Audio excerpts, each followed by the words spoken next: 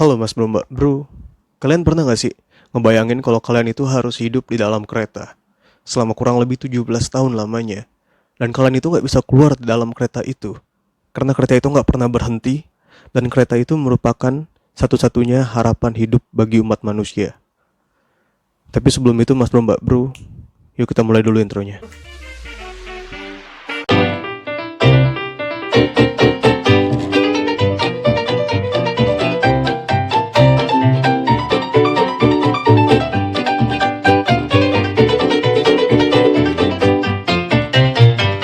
Assalamualaikum warahmatullahi wabarakatuh. Apa kabar kalian semua Mas Bro Mbak Bro, bandana betatona subscriber gue, viewers gue. Semoga kalian selalu sehat sentosa dan selalu berbahagia Mas Bro Mbak Bro. Amin ya rabbal alamin. Jadi Mas Bro Mbak Bro, hari ini gue pengen merekomendasikan ke kalian salah satu film favorit gue yang sekarang lagi booming lagi karena dibawakan ulang oleh Netflix dengan judul yang sama, yaitu Snowpiercer. Maaf kalau ejaan gue salah, tapi kayak gini tulisannya. Jadi, film ini merupakan film tahun 2013. Dibintangi oleh salah satu aktor favorit gue, yaitu Captain America, Chris Evans, dan digarap oleh Bong Joon-ho. Merupakan film science fiction dengan durasi 2 jam 6 menit. Dan sebelum itu, buat kalian Mas Bro Mbak Bro yang baru aja datang ke channel ini, gue minta tolong banget ke kalian buat tekan tombol subscribe yang ada di bawah dan bunyi notifikasi loncengnya, karena subscribe itu gratis. Bantu kami, bantu Bandana Betatona agar kami semangat buat bikin video dan konten untuk kalian semua Mas Bro Mbak Bro. Terima kasih. Tapi sebelum itu juga, gue pengen ngasih tau info penting tentang kabar terupdate penyebaran virus COVID-19 di Indonesia, karena angka penyebarannya sudah mencapai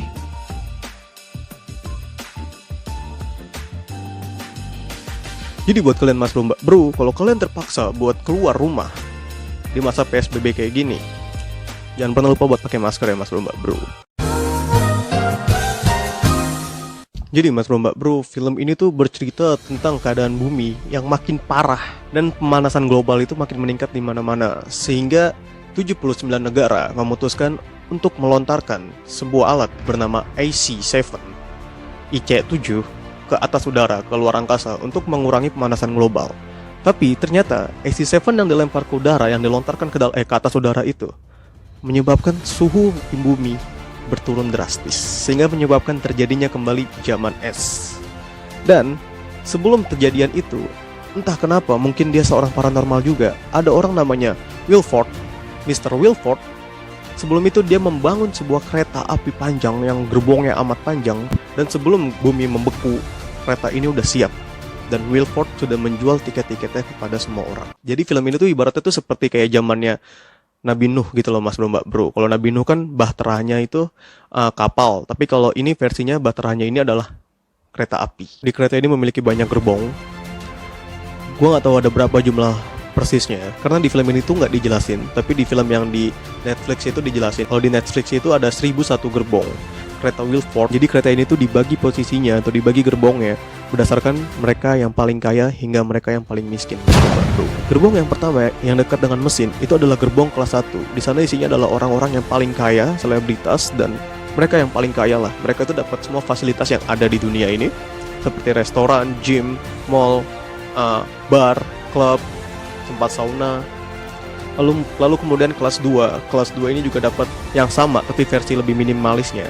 Dan kelas 3, yang kelas 3 ini adalah versi pekerjanya Mas Bro Mbak Bro, yaitu semua orang yang bekerja di kereta itu ditempatkan di kelas 3.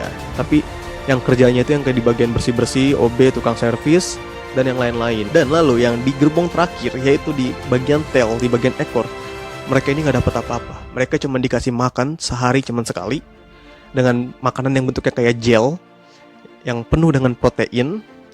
Lalu habis itu mereka itu di tempat itu nggak dikasih cahaya sedikit pun. Jadi di kelas 3 ini lebih mirip sebagai penyiksaan Mas Bro Mbak Bro, dan tidak manusiawi, tidak memanusiakan manusia. Dan ternyata kalau kalian pengen tahu Mas Bro Mbak Bro, makanan yang dikasih di gerbong yang paling terakhir, makanan bentuknya kayak gel kotak gitu yang warna hitam, dan itu sumbernya itu berasal dari kecoa Mas Bro Mbak Bro. Wow. Kayak gini. Di sini diceritain tentang mereka yang naik kereta Wilford ini selama 18 tahun. Awalnya sih 17 Mas Bro Mbak Bro, tapi tiba-tiba di tengah film ini mereka tuh tahun baru, ngerayain tahun baru ke 18 tahunnya mereka naik kereta ini Mas Bro Mbak Bro. Jadi Mereka ini udah naik kereta ini selama 18 tahun. Dan kalian bisa bayangin gak gimana kalian cuma hidup di dalam kereta dan kalian gak bisa kemana-mana. Karena kereta itu tuh adalah satu-satunya sumber kehidupan buat kalian. Kalau kalian keluar, kalian die. Karena udaranya sangat beku. Kalau di luar itu minus 130 derajat, mas bro. Karena selalu ditindas. Ribet ya, pusing gue jadinya. Karena selalu ditindas, kaum ekor penghuni gerbong paling belakang dipimpin sama si Chris. Dipimpin sama Chris Evans. Yang di film ini tuh dia tuh namanya itu Curtis. Buat ngerencanain suatu revolusi atau pemberontakan. Tujuannya simple mas bro. Dia pengen semua yang hidup di dalam kereta ini disetarakan dan tidak ada kelas-kelasnya sama sekali. Karena dia bosen dong. Dia hidup di paling belakang, dia gak pernah mandi, dia gak pernah dapat cahaya sedikit pun. Dia juga lama-lama juga dia pengen ngerasain dong gimana rasanya jadi manusia lagi. Akhirnya mereka memutuskan untuk ngelakuin rebel atau pemberontakan mas bro. Jadi kisah ini tuh dimulai dengan si Chris Evans yang memiliki sahabat baik bernama Edgar. Lalu mereka ngerencanain pemberontakan gitu. Nah si Curtis ini punya guru spiritual lah ya, yang gua anggap itu sebagai guru spiritual mereka mas bro. Dan namanya itu adalah Gilliam. Itu udah kayak bapaknya sendiri si Gilliam itu. Udah dianggap sebagai panutan si Curtis banget lah mas bro. Nah tiba-tiba di film ini tuh si Curtis tuh selalu dapat pesan gitu. Dan pesannya itu disembunyiin di dalam makanan proteinnya mas bro. Jadi si Curtis setiap makan gitu dia tuh dapat kayak pesan bentuknya kayak pil gitu. Dan di dalamnya itu ada pesan gimana caranya, tips dan trik untuk mensukseskan pemberontakannya itu mas bro. Tapi sayangnya di film ini tuh nggak dijelasin awalnya siapa yang ngasih pesan itu mas bro.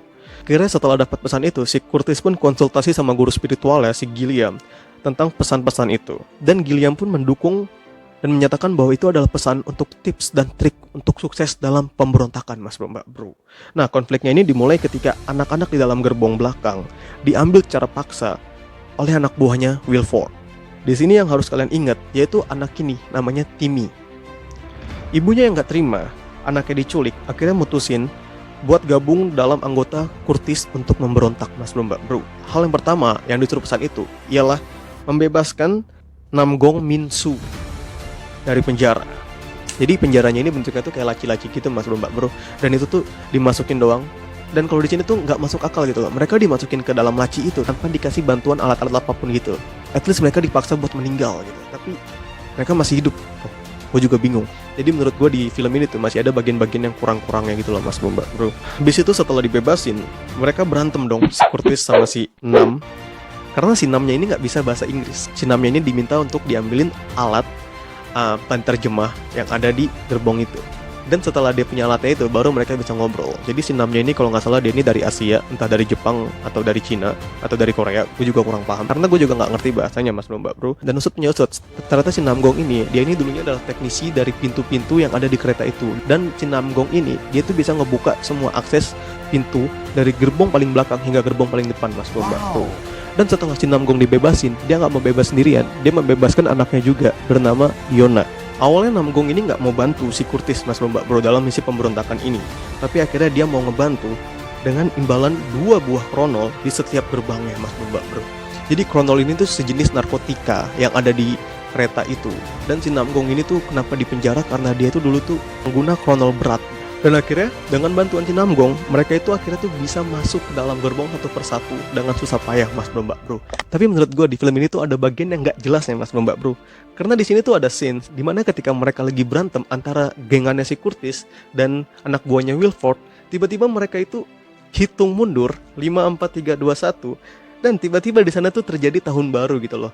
Tahun baru ke-18 kereta itu udah muterin dunia mas bro. Jadi kereta itu tuh buat 1 kali rotasi penuh, dia itu membutuhkan waktu kurang lebih 1 tahun mas bro. Dan ketika tahun baru itu tiba-tiba mereka malah Happy New Year bla bla bla segala macam, mereka stop berantemnya. Dan situ menurut gue bagian tergak jelasnya dan lucu sih. Akhirnya si Curtis pun bisa masuk ke gerbong 1 demi 1. Dan di setiap gerbong, anggotanya selalu berkurang mas bro. Curtis akhirnya kehilangan Gilliam, kehilangan si Edgar, dan Curtis kehilangan dari ibunya si Timmy itu mas bro. Dan akhirnya tuh tinggal si Curtis, si Namgong, sama si Yona doang. Dan mereka doang bertiga mas bro yang masih hidup. Dan di sini tuh juga pas lagi mereka ngelewatin setiap gerbong ya, di sini tuh dijelasin gitu loh. Kalau setiap gerbong itu punya bagian sendiri-sendiri. Gerbong yang pertama kali yang mereka laluin itu yaitu gerbong perkebunan. Di situ tuh ada tanaman-tanaman, tumbuh-tumbuhan dan buah-buahan di gerbong itu. Lalu kemudian mereka masuk lagi ke gerbong akuarium mas bro. Di sana ada banyak banget ikan segala macam. Dan gue juga bingung, padahal ikan-ikan yang dipajang di sana tuh ikan air asin gitu loh. Tapi kenapa bisa hidup di situ gitu? Gimana cara mereka ngasih air asinnya itu? Padahal kan lautnya aja beku gitu loh. Lalu habis itu mereka maju lagi ke depan dan mereka nemuin gerbong klub malam, sauna, salon, dan banyaklah gerbong-gerbong lain gitu loh mas mbak bro. Akhirnya setelah perjuangan panjang ini, Curtis, Namgong, dan Yona berhasil nyampe gerbong terakhirnya mas mbak bro. Itu di tempat gerbongnya Mr. Wilford, bagian mesin keretanya. Di sini tuh mas mbak bro, si Mr. Wilford ini, dia ini dianggap sebagai nabi atau dianggap sebagai Tuhan juga. Karena tanpa dia nggak ada manusia yang masih hidup lagi sampai zamannya sekarang mas mbak bro. Pas lagi di film itu ya, keretanya itu disebut sebagai kereta suci dan mesinnya disebut sebagai Holy Engine, mesin suci yang nggak bisa mati, yang akan abadi mas mbak bro. Dan akhirnya si Curtis ini harus masuk ke dalam bagian mesin itu untuk ketemu sama Wilford, karena Wilford itu selalu ada di situ mas mbak bro. Tapi nggak semudah itu buat masuk ke dalam situ mas mbak bro. Tapi ternyata mas mbak bro, si Namgong ini tuh punya tujuan yang berbeda dari si Curtis. Si Namgong ini tujuannya adalah untuk menghancurkan pintu samping yang ada di pintu depan dari mesin itu loh mas mbak bro. Jadi Namgong ini tujuannya adalah untuk keluar dari kereta itu. Jadi selama ini Namgong itu ngumpulin kronol itu. Jadi kronol itu merupakan bahan peledak, alat peledak, dan itu bisa dijadikan bom. Dan tujuannya Namgong ngumpulin kronol itu adalah untuk menjadikan bom, untuk membobol kereta itu mas mbak bro, supaya pintu keluar di kereta itu tuh bisa dibuka mas mbak bro. Kenapa Namgong berpikir seperti itu? Karena Namgong percaya bahwa bumi sudah mulai membaik dan es sudah mulai mencair gitu loh mas mbak bro. Dan si Namgong itu ngajak si Curtis, tapi Curtis ogah lu aja, gue mah gak mau mati dulu, udah lu aja gitu kan. Akhirnya si Curtis itu masuk ke dalam Holy Engine mas mbak bro. Dan si Namgong itu akhirnya berusaha buat ngebobol pintu keluar dari kereta itu mas mbak bro. Dan akhirnya si Curtis itu bisa ngobrol dengan Mr. Wilford di bagian engine mesin mas mbak bro. Di bagian Holy Engine mas mbak bro. Akhirnya mereka tuh bisa ketemu, ngobrol-ngobrol santai gitu kan, kayak anak indie sambil ngopi, makan-makan steak gitu kan. Dan usut menyusut lagi mas mbak bro, ternyata selama ini yang ngirimin pesan buat si Curtis ngelakuin pemberontakan itu, ternyata selama ini tuh dari si Mr. Wilford sendiri. Jadi Mr. Wilford ini, dia ini tuh selalu merencanakan apa aja yang terjadi di dalam keretanya itu loh mas mbak bro.